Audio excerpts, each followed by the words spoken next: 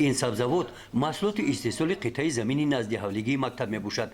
از همین قطعه نچندان کلون همین زمین کارمندان قسم خوجگی مکتب ماه ینور قریب 1 تن همین گونه محصولاتی از لحاظ اکولوژی تازه جمع آوردند.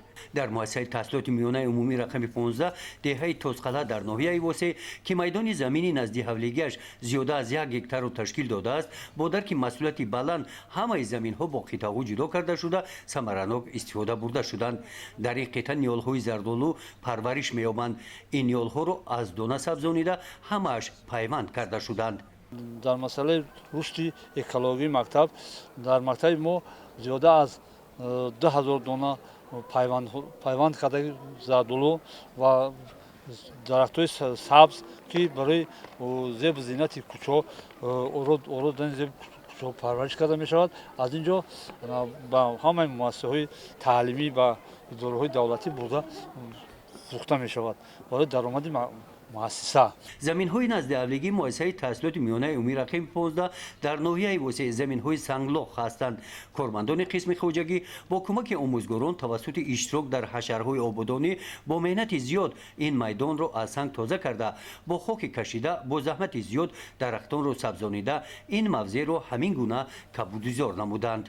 از همین زمین نزد حولیگی مؤسسه در 1 سال مثال دوام سال دو سه مرتبه حاصل میگیریم. مثال سبزی کرم میشود، کارتوشکا میشکارند. همین هم برای خوراک کودکان استفاده میبریم، هم از برای تعمیر مؤسسه مثال. نمیز در همین 1 هفته پیشینه برای آبادانی مؤسسه مثال درخت‌های اوروشی 150 درخت نیال مشنونیم که همین هم یک زیب زینت مؤسسه برای بود هوای تازه برای سالتنی همین کودکان که در میدانچه بازی میکنند.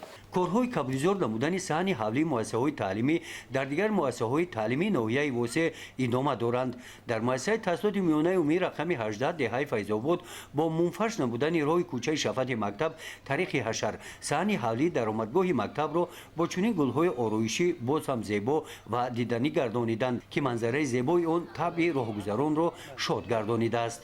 سمت اکولوژی در مکتب ما به نهایت که رونق یافته است و در درجه عالی است. چقدر که خودتون می‌بینید این نارچه‌ها همه یعنی که محصول دستی همین آموزگاران شنوندن که همه سبز شده است و سبزی و آبی خرمی در مکتب ما یعنی که به نهایت پیشرفت کرده است. اهل کلکتیو آموزگاران و کارمندان مؤسسه تحصیلات میانه عمومی رقم 59 در دهه مهرآباد باشد در این موسم مساحت 1 اکر زمین را برای بنیاد باغ تیار نموده مقصد دارند که اینجا باغی اینتنسیوی بنیاد نمایند. این همه از آن دلالت میکند که زیر سیاست پیشوای معظم ملت معرفت اکولوژی مردم ما مرحله به مرحله برو میرود.